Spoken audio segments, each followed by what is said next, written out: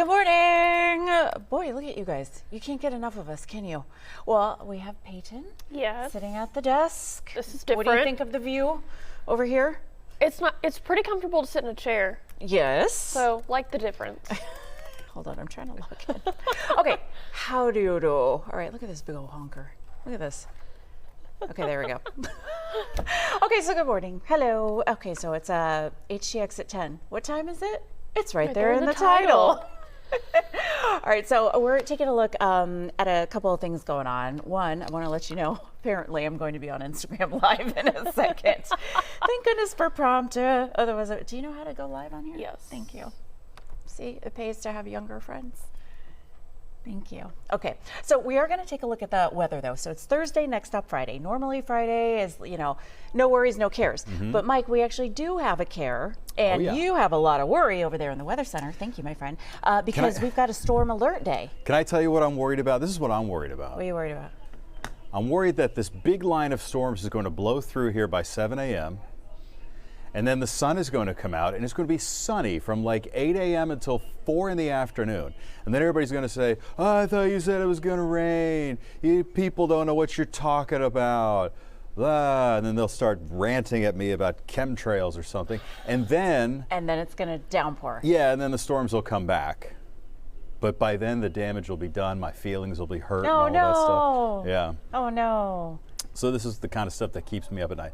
But in all seriousness, we are looking for a big line of storms first thing Saturday morning. I'll tell you what, they're also preparing for some big storms in the Caribbean Sea. We're talking about folks down around Jamaica and across the island of Hispaniola. And that's because Tropical Storm Melissa has been churning there, and this is what it looked like. This is the super high resolution visible satellite imagery, also with the lightning overlaid on it. And what's interesting there is on the left-hand side of the loop there, left-hand side of this movie that you're seeing, that's where the low-level circulation is. That's where the center of circulation is. But the thunderstorms and the really tall cloud tops are separated from that. And so that's a sign of a storm that is not vertical. It's like slanted. So it's going to take a while to get its act together. Unfortunately, it looks like once it does get its act together, which may take another 24 hours, 48 hours, once that does happen, it's probably going to become a whopper of a storm. So we're going to begin with that. The latest on Tropical Storm Melissa, this just came out a few minutes ago, so this is the 10 a.m. advisory from the National Hurricane Center. The winds are actually down a little bit from 50 to 45 miles per hour as it stays kind of ragged and disorganized. It's barely moving, so north-northwest at 2, it's almost stationary. It's just barely drifting. The pressure has actually risen, which means that it's a weaker area of low pressure. But all indications are that this is likely to get much, much stronger by the end of this week, heading into Friday, Saturday, and could pose a big risk to Jamaica, potentially even as a major hurricane. So this is the latest outlook from the National Hurricane Center, and there's a lot of uncertainty because it's such a slow mover. I mean, look, this is 5 days of movement here, and if it does move this slow, then Jamaica would be looking at Sunday, all day Sunday, all day Monday, and all day Tuesday of being ravaged by these high winds and heavy rain. Now, this is not 100% what's going to happen, but this is the latest forecast from the Hurricane Center.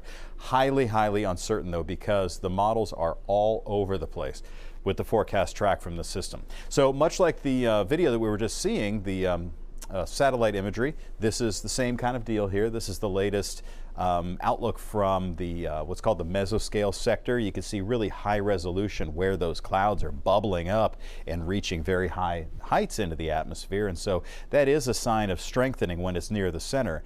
This spaghetti plot is frustrating because it's been all over the place. I mean, you have some of our major models here, like for example, the blue line here, that's the American model, that's the GFS.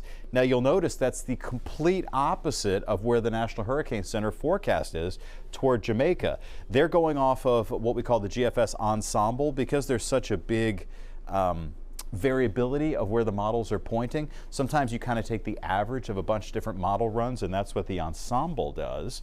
So we shall see. The bottom line is that folks there in Haiti and the Dominican Republic are not completely out of this, but it does look like it's more likely to head toward Jamaica. So extreme uncertainty in its path, but a little bit more certainty in the fact that it's likely to spin up eventually into a very powerful storm, even though it's certainly not at that point just yet. It looks pretty messy here on the satellite imagery. All right, let's take it back here closer to home, talk about timing of rain and rainfall amounts. We are in a drought. In fact, the drought has intensified. We just got an update on that earlier this morning as well.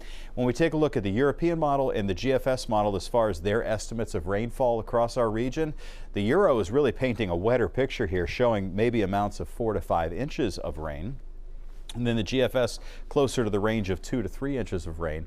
But some of our, and I'll share one here with you in a minute, some of our closer high-res models are showing kind of 2 to 3 inches. So this is the storm timing. So today, 4:15 p.m., some spotty showers, maybe a thunderstorm. Can't rule that out. 20% rain chance today. Tomorrow, a chance for seeing some storms in the evening, afternoon and evening, and then here comes our round of storms. Now this is the latest run of what we call our graph computer model, and which tends to do a really good job with things most of the time. This is 4:30 a.m. Saturday morning, with a line of strong thunderstorms making its way through the area quickly from west to east, and that means a chance for high winds. It zips on out of here by around 7 a.m., leaving behind just isolated rain. And here's what I'm talking about. I mean, the chance is there that we'll have a lot of breaks in the action from mid-morning through the early part of the afternoon, where you could even have some peaks of sun. After that, though, we just need to be on the lookout. You can't let your guard down because we could have some storms passing through here after that. So your Fox 26 weather app is going to be a really good tool for you to have for your outdoor plans this weekend. Here's your Futurecast rainfall here, showing a lot of red here, indicating 2 to 3 inches of rain. The latest run does show a little bit in this 4 to 5 inch range. So that's what we're going to go for here, is widespread 2 to 3 inches, isolated amounts of 4 to 5 inches, a slight chance for some localized flooding, a slight chance for some severe wind gusts, and as a result here, we just want to raise your level of awareness here. Fox 26 storm alert from overnight Friday into Saturday, through the day on Saturday, and then ending early on Sunday morning. It's a lot to digest, I know. Yes. We're going to go over it once again with all the latest stuff that we have coming up on Forecasting with Friends, which it begins in 52 minutes and 24 seconds But from who's now. counting? But who's counting? But who's counting? The great thing about Fox Local, though, I think, is that, you know, if you're like, oh gosh, I got to run and do some errands at 11, I can't watch it live. So you can watch it on demand. You can watch it when, you know, when it works for you, because everything's on demand there on Fox Local. As well as Lena's ballot breakdowns, which you should definitely watch before you head to the polls, because you're going to get there. Yeah. You'd have no idea with all of these, what are they called? Propositions and stuff. There's 17 of them. The thing about proposition, so I'll tell you just a quick side note here. Ballot breakdown started because my mom had asked me once. She said, "Hey, I'm a little confused with this proposition. Is it yes, I like it, or yes, I want it changed?" Right. And I say, you know what, that's a good question. And then I say, you know what, you're not the only one I think who thinks that when you look at the proposition, especially if you're in the ballot box for the first time reading it. You're like, and you can't have your phone and research it in there. So then I did a ballot breakdown for my mom, and I thought, you know what, I bet other people want to know too. So I started ballot breakdowns, and Yeah, so, they're worded strangely, confusingly. Yeah. Yeah, Yeah. they really are. Kind of like a forecast. Look, it's all we. Yeah, well, that's what you look. You have me to try to make sense of this, and we have you to try to make sense of a lot of other things. We're just trying to, you know what? We're just between trying to the make two sense of us, the world. hopefully, we come out of this We're just having trying to helped make sense of the somebody. world. Yeah, right. So we were just talking about, Peyton and I were talking about some comments online, which, by the way, I'm on Instagram Live. So if you follow me at Lena DeFlorius right now, you're sending me questions about the government shutdown. I'm going to answer them here. But we're talking about some of the funsy comments that we've gotten. Okay. So you know they make me laugh. So the ones I was telling Peyton about, the latest ones I've gotten that have just made me crack a rib, was one said, "What's up with your eyebrows? You look both surprised and mad at the same time." Because they're so high. And then someone asked, this one's my favorite. It's a couple of weeks old, but they said, "Why does your hairline start in Canada?" So I'll just tell you, go ahead and sling if you want to. I grew up with my dad. You can't hurt my feelings. All right, so when it comes to the forecast here, so we're expecting this. We have a Fox 26 alert day in place for Saturday, and then Friday as well. We have a storm alert. But are we all going to get it? Are we talking like inches of rain all at Yes. once? So that means we're going to see some flooded Yes. roadways, high water. Yes, the flooding risk is higher on Saturday. We're in a level 2 risk for Saturday. Oh, okay. So a lot of rain at once is not good. We're also in that drought, meaning it's so dry the water can't be absorbed into the ground, so it just kind of slicks off. And so not good. We need the rain, but a Right. lot at once is not good. No. So are we expecting this to be like an all day kind of thing or within an hour? So majority of it's kind of multiple waves. So like late Friday night into Saturday morning, we're talking about a wave. Then kind of scattered showers throughout the day Saturday, kind of tapering off by the afternoon.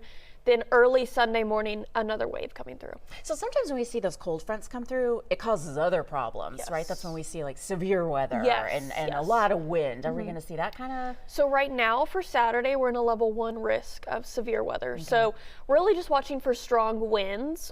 We could see very, very, very low chance of tornadoes, but if those cells above the line, in front of the line, get spinning, it's always a possibility to watch. Not really confident in that's going to occur, which is good. That's great, yeah. But again, it's always a possibility. Okay, so we need to watch out. And then again, Fox Local, which you're on right now, keep it on your phone too and your TV. That way you can stay in the know, right? And stay on top of it. And then tell us what your Instagram is so people can follow you. My Instagram is Weather with Peyton. Same thing as my TikTok, my Twitter, my Facebook. Yeah, so that way we can follow it because you do Yes. like deep dive. Yes, and explanations. later today I'm posting a full in-depth timeline, the severe weather risk, the flooding risk, and different models and what they're showing for this week's kind of washout, essentially. Appreciate that because a lot of times you guys are talking about things like barometric pressure and stuff, and you're like, I don't know what that means. Peyton, you tell me.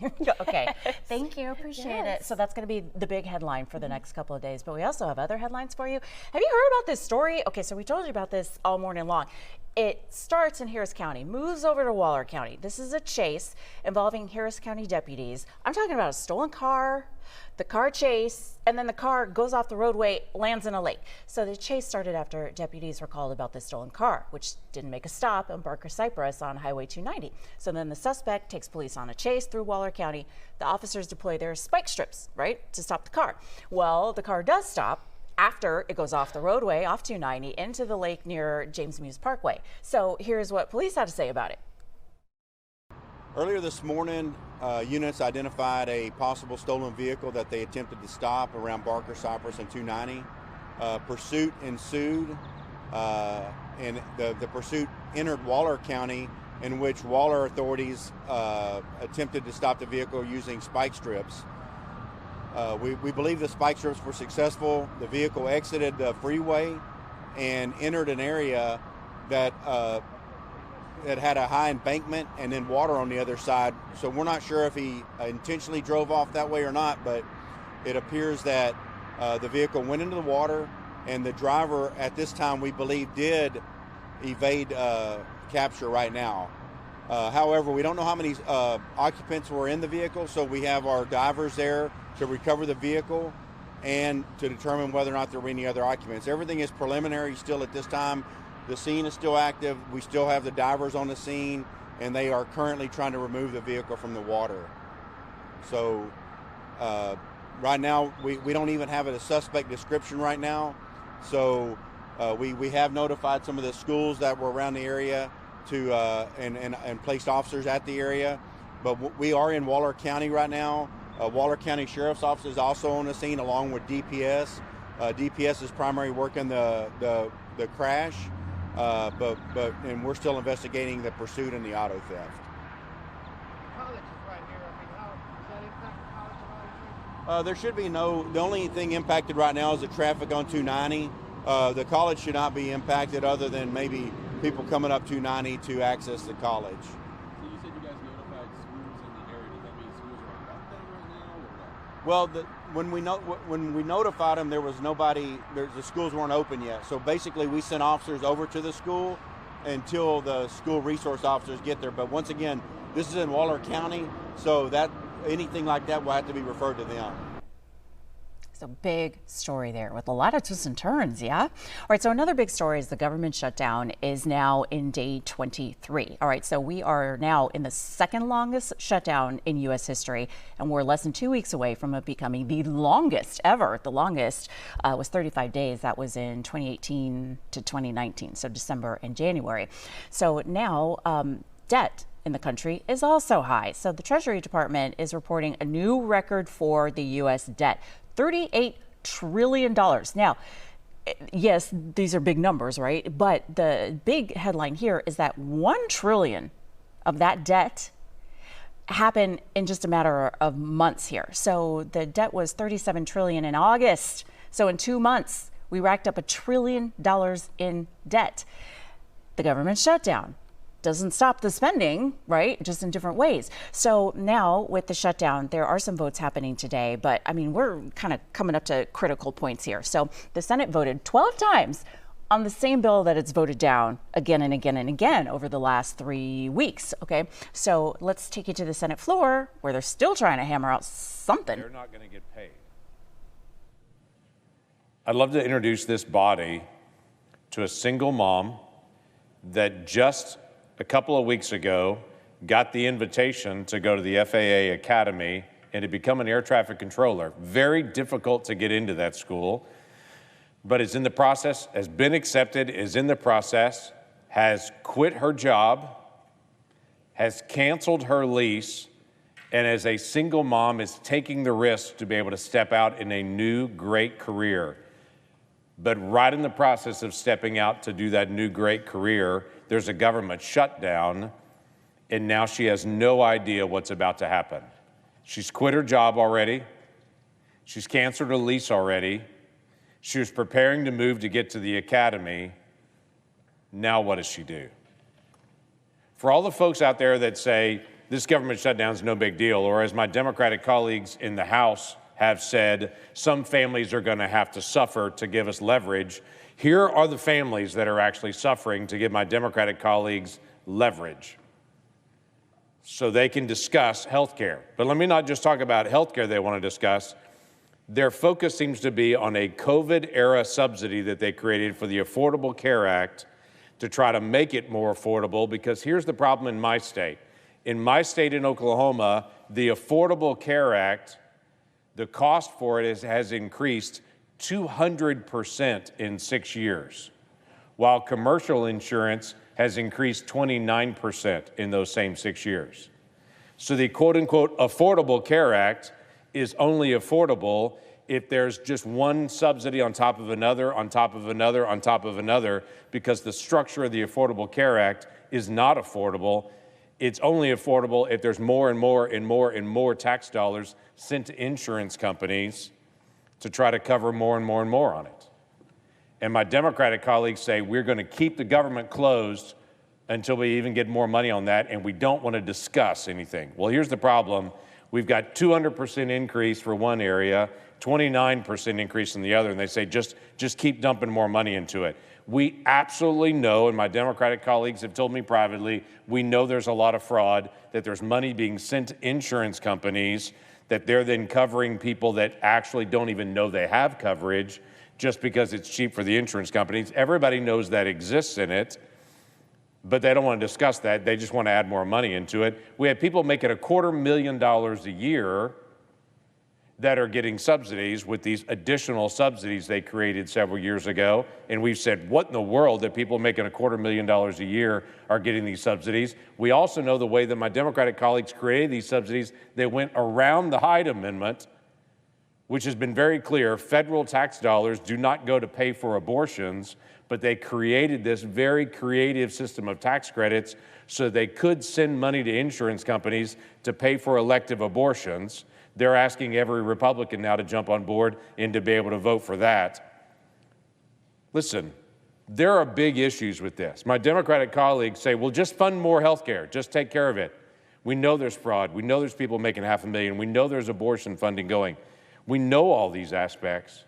So, no, we're not just going to dump more money into it. We've said something pretty straightforward.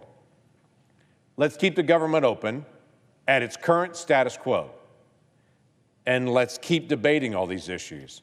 But why should next week SNAP recipients no longer get SNAP benefits? Because there's a fight over all these healthcare issues on this that we have very strong actual policy issues with. Why are they cutting off SNAP benefits? Why are they telling this young couple with an infant child on the way, no, neither of you are going to get paid? Why is that happening? So here's what we've done. I proposed a bill that I put out last session. It was very straightforward. This bill just says we will never have another government shutdown. Never. Every time we get to another moment like this, automatic funding kicks in, but here's the kicker. Members of Congress are in session 7 days a week, and we can't do anything but appropriations. We've got to do appropriations, and we've got to be here 7 days a week, House and Senate, until we actually get this solved. And that seems like a pretty reasonable thing. My Democratic colleagues have been bemoaning the House is not in session. If you would have voted for my bill last session, we would all be here right now negotiating this out. I had 57 votes on that last session, 57. We were 3 votes short of never, ever having a government shutdown again, never. So I'm going to bring it again and to say, let's end the potential of government shutdowns ever. And let's actually stay here and debate the issues and to be able to work things out like grown-ups. In the meantime, until we can get that done. All right, so you've been listening to the Senate floor. This is where the Senate is set to vote again for the 13th time on the spending bill to keep the government open, to fund the government and reopen it. The thing is, at this point, the continued resolution that's on the table that was passed by the House that the Senate has been looking at trying to pass would only fund the government for 29 more days. So in 29 more days, we'd be right back here again in another government shutdown. So if they wanted to introduce a new bill to extend the funding through January, which has been kind of the rumor on Capitol Hill, the Senate could do that, but they'd have to kick it back down to the House to get it approved there, and House lawmakers are not there. They've been on recess since September 19th. So one of the questions that I got from one of your fellow viewers on my Instagram Live right now was asking me about that. Cherie asking, is there any hope that there'll be an end to the government shutdown soon? Doesn't look like it, because lawmakers in the House aren't there to vote on anything, to pass anything new. Speaker Mike Johnson says in his mind, the House has done their job. They passed the continued resolution. They passed it up to the Senate. The Senate has been unable to pass it. Some of the other questions, if you guys have them, you can follow me at Lena DeFlorius and, ask your questions there. Got another question from Matt asking if the federal employees get back pay. They do get back pay if they're furloughed, if they've not received paychecks. So, well, they've received paychecks on the 15th. They got partial paychecks. So you're talking about like the air traffic controllers, which we know have been calling out en masse, and that's been causing some problems, including right here in Houston. We had both of the airports have to shut down this week because of a staffing shortage. There's other contributing factors into that, like a shortage with the air traffic controllers before the government shutdown, but this will be the first full paycheck that will be missed tomorrow for federal employees, so the ripple effect continues. Okay, and then also got another question from another Matt here on the list saying, hey, surprised we don't have a credit card for this, which kind of we do. I mean, we were talking about $38 trillion in debt for the United States. That debt is, in essence, a credit card, right? We're spending and still owe the money. So some debt is increasing there, but the government shutdown still goes on, and we're getting on some critical dates, including the first full paycheck being missed tomorrow, and then SNAP benefits. If the government shutdown continues past Monday, then SNAP benefits for November won't go out to half the states, and that includes right here in Texas, affecting 3 million people. Be right back. Thanks for joining me on Instagram Live, too. I'll chit chat with you during the break. Rise and shine. Up and at 'em.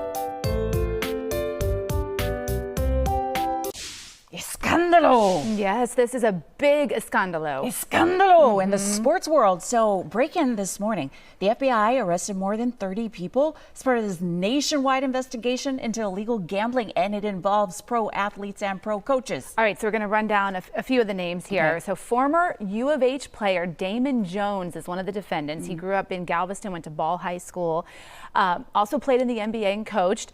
Also, Portland Trailblazers coach Chauncey Billups, who also was an NBA player for the Pistons. And then you have current Miami Heat guard Terry Rozier. They were all arrested today. Now, there's two different cases, and a few of the defendants are tied to each of the cases. Oh, okay. Okay, so one of the cases has to do with illegal sports betting, and Damon Jones and Terry Rozier both charged in that case. So you're going to hear what the FBI had to say just a little while ago in New York City about this first indictment. But my message to the defendants who've been rounded up today is this. Your winning streak has ended. Your luck has run out. Violating the law is a losing proposition, and you can bet on that. First, I would like to talk about United States versus Ernest, the NBA basketball gambling case. The defendants in this case are Eric Ernest, Marvez Farley, Shane Hennon, Deniro Laster, Damon Jones, a former NBA player and coach, and Terry Rozier, a current NBA player. Other co-conspirators were previously charged for their roles in the scheme, including former NBA player Jontay Porter. Between December 2022 and March 2024, these defendants perpetrated a scheme to defraud by betting on inside, non-public information about NBA athletes and teams. The non-public information included when specific players would be sitting out future games, or when they would pull themselves out early for purported injuries or illnesses. They relied on corrupt individuals, including Jones and Rozier. They also misused information obtained through long-standing friendships that they had with NBA players and coaches. And in at least one instance, they got their information by threatening a current player, Porter, because of his pre-existing gambling debts. Defendants used this non-public information to place hundreds of thousands of dollars in fraudulent bets, mostly in the form of prop bets on individual player performance. The bets were placed through online sports books and also in person at casinos. The defendants relied on a network of straw bettors to place the maximum amount of bets to increase their potential profits. Most of these bets succeeded, and the intended losses were in the millions of dollars. The defendants then laundered their illegal winnings in various ways: peer-to-peer platforms, bank wires, and simple cash exchanges.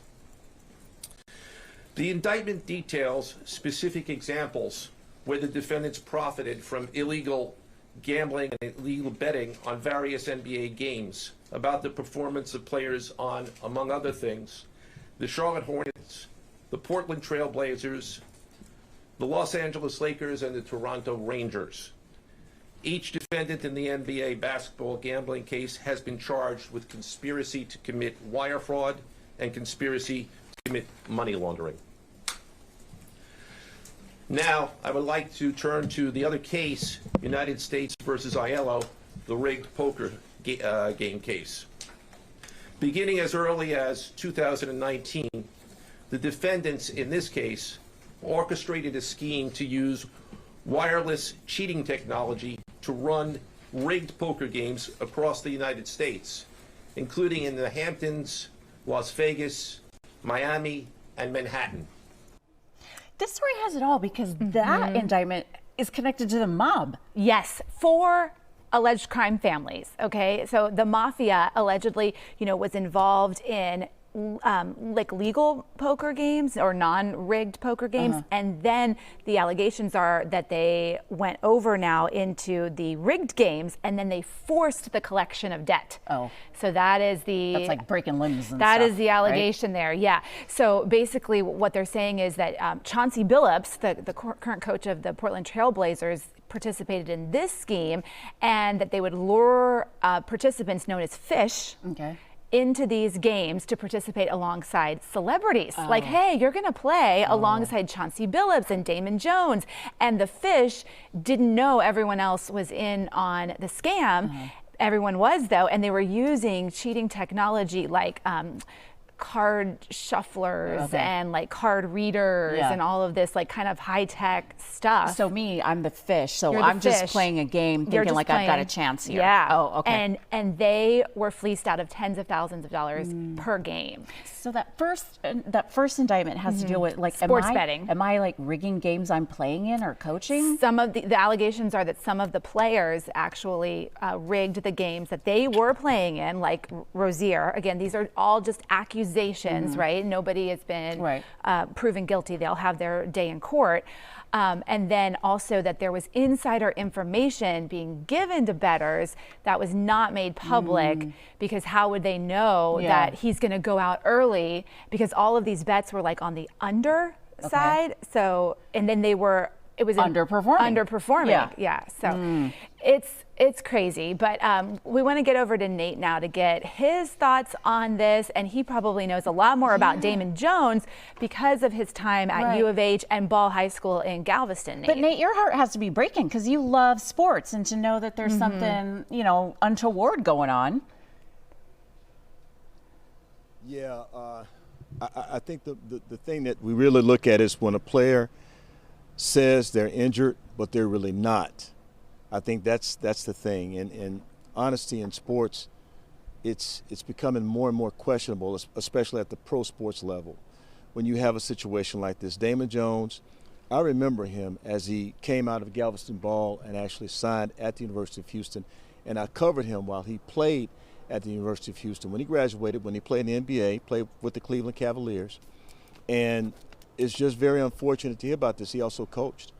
And it's really unfortunate to hear about this. He's been nothing but a great and upstanding young man since I've known him. And to hear this now, this is really, really sad. Chauncey Billups, never in my years would I have thought I would have heard this about Chauncey Billups. A guy who was an all-star in the NBA, also played in Detroit. I mean, this guy was a great player, played Colorado, plays college ball at Colorado, and became a coach, became a head basketball coach, Portland Trail Blazers. That's I don't really know where to go with this because there's so many different limbs to it. And also we have mafia ties. We got I understand we have high technology type of recording devices placed in rooms so that everything can be heard that's said.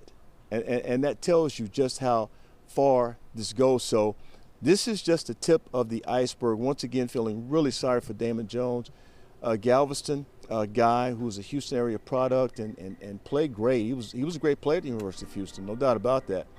But, again, once we find out more and more as the tales sort of unravel, I think that's where we're really going to find out how it all got started and where it is to this point.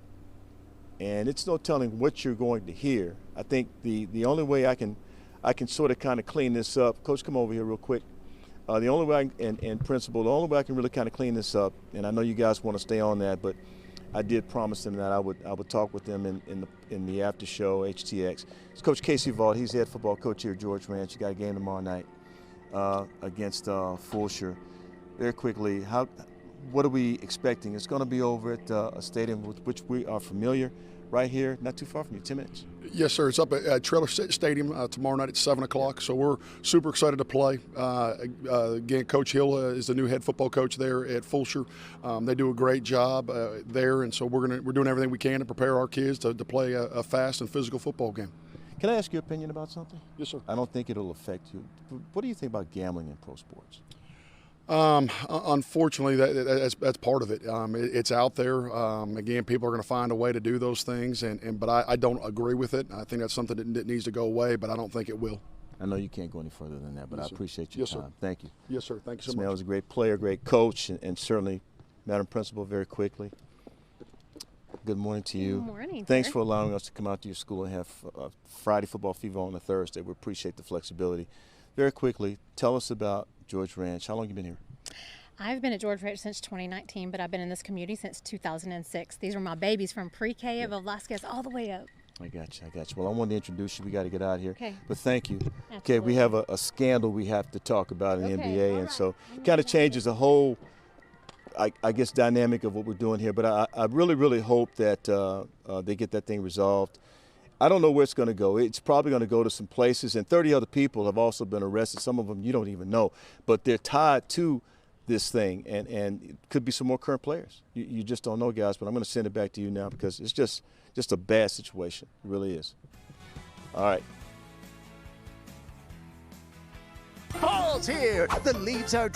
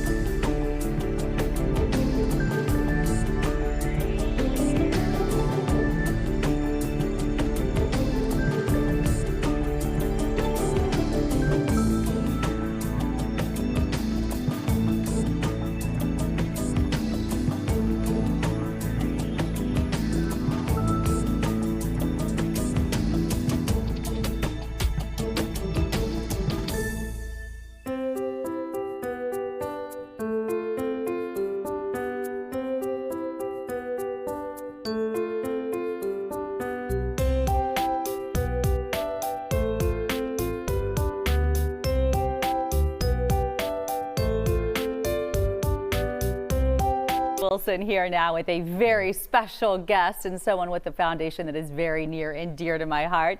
I'm talking about Doug Suggett, the executive director of the Periwinkle Foundation. Welcome. Thanks for being here. Thanks for having me, Melissa. It was so special to be able to feature you and Periwinkle this summer for your camp. It was an incredible camp. Let's talk about what your foundation is and how you help so many local families. Yeah, Periwinkle started 43 years ago as a week-long summer camp, Camp Periwinkle, which you were a part of, and has evolved into an organization that takes care of kids really throughout a lifetime. We do 7 year-round series of camps. We have the Periwinkle Arts and Medicine program that takes place daily at Texas Children's Hospital.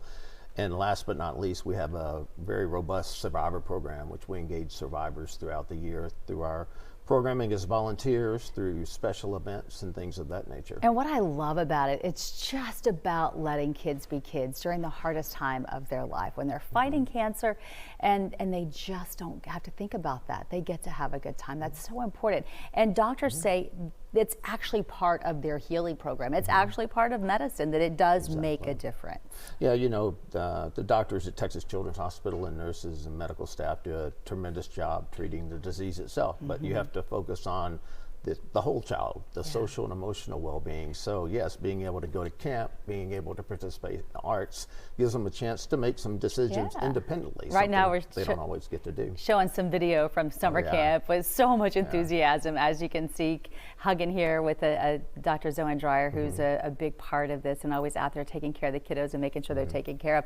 While you're here right now is about a new event, a brand new walk, the first time you've ever done it. This is a big deal. Yeah, we are very excited about its inaugural Periwinkle Walk in the Park. We have Evelyn Park coming up on November 8th, and it's a great way for us to rally the entire Periwinkle community, and not only the patients and families, but also the volunteers, the donors, and everyone that makes Periwinkle the special organization that it is. So it's going to be a very celebratory event.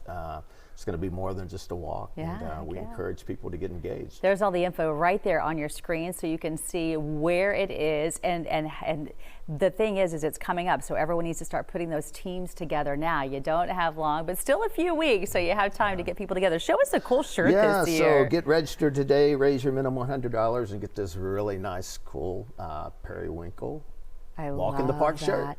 Let's talk about what a difference this will make. So the kids right now have been going out to Camp for All, and they're expanding. They're going to make this so much bigger. It's actually going to be in 2 locations, but what that means is now you'll be able to have the opportunity through Periwinkle Foundation to send more kids than ever, but that takes money, right? So fundraisers like this go a long way for that. No, you're exactly right. Each year we have a wait list of campers that want to go to camp. We want them to have that experience because we know the positive impact that it makes in their lives. So yes, this walk is a very grassroots way for help to raise additional funds so we can send more campers to camp. And we're very excited to do it and excited to have this inaugural event to kick it off. It's a big deal to have the first one and to make it all happen and to get all the working parts. And it sounds like you have a good crew working on this 24/7 to make it happen. Yes, we do. We've got a great committee and volunteers that are there working kind of around the clock to make things happen. We want it to be an experience worth repeating, and so it's not going to be your traditional walk. Periwinkle's always about fun. It's about play, and you're going to see a lot of that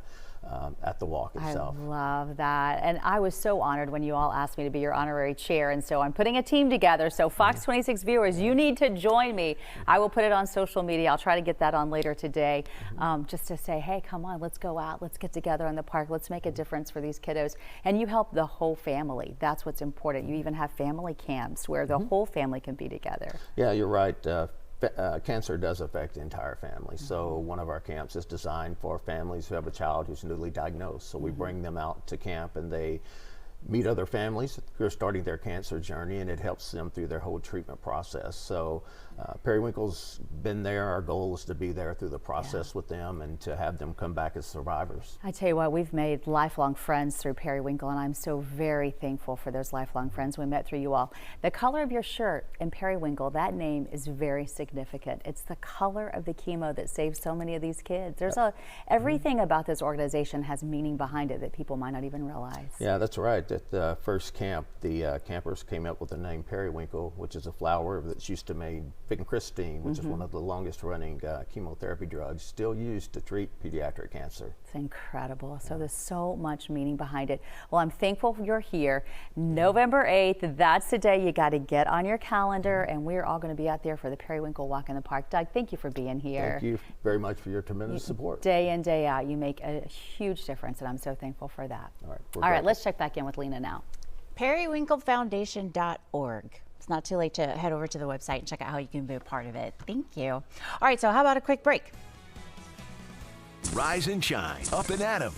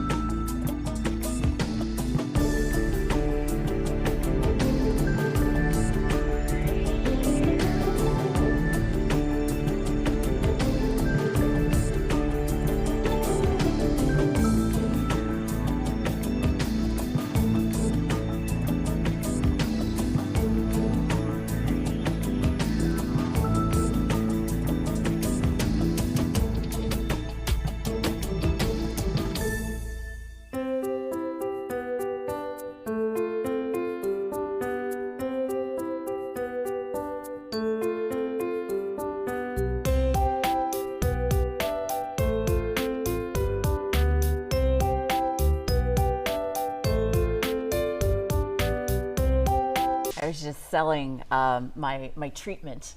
Right? Is that what you call it? The movie Your treatment? Oh, my yeah. movie Oh, so you've already talked about it? No, I haven't. Okay. To Dave, I gave him That a is a sneak peek treatment. at my. We're going to do a Halloween film here. I think it's for awesome. The Wake Up team. Thank you. I'll greenlight it for you. Coming to a social media post near I think you. it's awesome. I can't believe Halloween is already actually in a week. Dude, it's next Friday. But today you get to get in the mood because it's National Horror Movie Day. So Dave Morales with Backstage Experiences here. And we can take you even further backstage. We can take you into the booth with our producer, Is Brittany. this the producer cam? Are we actually going to get the producer cam? There she is. Look at that. Now we're deep into back in the Oh my behind gosh. the scenes. Look at she's lit and everything. We are talking about horror movies. It's National Horror Movie Day. I am not a fan of scary movies. No? Dave, I want you to know I don't like scary movies. And anytime somebody asks me to watch a scary movie, I'm instantly like, no. So I haven't seen some of the classics. Like, I haven't seen The Conjuring. I haven't seen 28 Days Later. I haven't seen Halloween. Like, I have not seen any of that because I'm just so terrified. So I want to know your thoughts. Like, I don't know if Lena likes scary movies, but I want to know, what are your thoughts about that? Well, I've been very open here on the air about the fact that I'm a chicken as well when it comes to scary movies. But unlike you, Brittany, I have to see these movies. Yeah. So that's why I say on the air a lot of times, I watch them like this. Are you a scary movie I fan? love scary movies. Do The you really? My problem mom is loves them. they're very rarely scary. That's my problem. I feel like after I see one, I've ridden a roller coaster, you know, that sense of accomplishment. You're like, oh, I can do anything. I can Yes. flip cars. And that's how I feel when I'm done with them. But going into them, my stomach actually gets into knots. Really? Because I get nervous, the anticipation of the scare. So I don't like anything bloody either. Like, I don't like anything gory. I don't like any, like, you know, I can do a thriller, but like no stabbing, no, like, you know, I don't know, body parts. Well, there goes Psycho. yeah. If you don't like stabbing. Yes, because that was pretty graphic. So I'm going to mention actually some of these movies. Okay. And let me hear what you both think about these. Halloween, the original, Jamie Lee Curtis. Don't love it. You don't? No. Britt? Haven't seen it, but I know that she's iconic in that. Like, that was like her big break, wasn't it? That was where she started, That's and where she she talked to us started. about Right. it. Yeah, So yeah. really, what about the new ones then? No? Oh, definitely not Okay, the new okay, ones. it's okay. No. Universal's not watching. Maybe they are. Well, they're just not going to hire me. That's What right. about Nightmare on Elm Street? Oh, I do. Is that Freddy Krueger? Yeah, it is. Okay, so this is funny because my last name is Krugel, and nobody knows how to pronounce it. So, like, I would get Kruger all the time. Be like, oh, you know, Freddy Krueger. Be like, you know, I'm not. You do have long nails. Yeah. I could play the part. Okay. Okay, here's another one. I like this one. And I don't like scary movies, but I like this one. The Shining. Dude, Shining, amazing. Okay. Seen parts of that. I have seen parts of it, yes. Parts of it? Okay, I'll tell you what I love even more than The Shining is the Shining sequel, Dr. Sleep. Thank you. I That mentioned that on the movie air this morning. is fire. I mentioned that on the air this morning. So I got a funny story for both of y'all. It wasn't really funny at the time because I was terrified. I went to Estes Park, Colorado for the interviews, and the Stanley Hotel where Stephen King stayed and he got inspired to write The Shining. I stayed not in Stephen's room, but in the room on the opposite side of the floor that was the same floor plan as Stephen King. It was it's still there. It's beautiful scenery. We went in the winter, so it was snowing, but it's old, so the floor creaks. Oh no. Yeah. I actually slept with a lamp on and I woke up in the middle of the night, the lamp's on, I'm like, okay, I'm kind of asleep. Maybe I'll turn it off and then I go back to sleep. It's freaky. Freaky. What about Silence of the Lambs? That's not my like next one. Gory. Nice Chianti. That's my next one. Huh? He ate my liver with the fava beans and Yeah, the Chianti. well- Is that Silence of the Lambs? Yeah. Clarice. With some fava beans Fava and a nice beans and a nice Chianti. Chianti. Clarice. But that was the sequel though part, right? That line was in the sequel. Well, I thought it was in the original. Was it? It Yeah. might have been. Is But that did the you- one where, do does you he like really that? say in the movie, and I don't know the answer to this, but maybe you both do. Does he say, I'm having a friend over for dinner? Yes, at the He very does? end. No, he says, I'm having a friend for dinner. Remember, he's escaped. That's right. And So it's that the guy is in who's been there. torturing him in the prison. And he's like, I'm Yes. having a friend for dinner. And he makes that noise, doesn't he? Do like, Yeah, That's yeah. the fava beans thing. Yeah, it's like, I can't. Oh. But that's. Poltergeist? Poltergeist is great. There we go. Poltergeist is a Good one. perfect movie. It is a great one. It is a great movie. Go to the light. What's her name? All Laura are Ann? welcome. Tangina. But what was that? What was her little girl? Laura Ann or Lisa Ann? Carol Ann. Carol Ann. That's it. Carol Ann. Carol Ann. Carol Ann. You know what? That I should have put that on my list. Now I'm thinking I screwed up by not putting that on my list. Great. Wait, now, Dave, do you consider American Psycho a horror movie? I love Psycho. No, Like, but do American you- Psycho. American Psycho. Do you consider that a horror movie? Am I Because a I've seen fan? that. What? Are you asking if I'm a fan? No. Do you consider that a horror movie? Yeah, I think so. I've seen that. I think I put that in a horror movie category. I think so. I liked it, but I don't think It's like is it like a thriller? Maybe, yeah, maybe Okay. more thriller, maybe.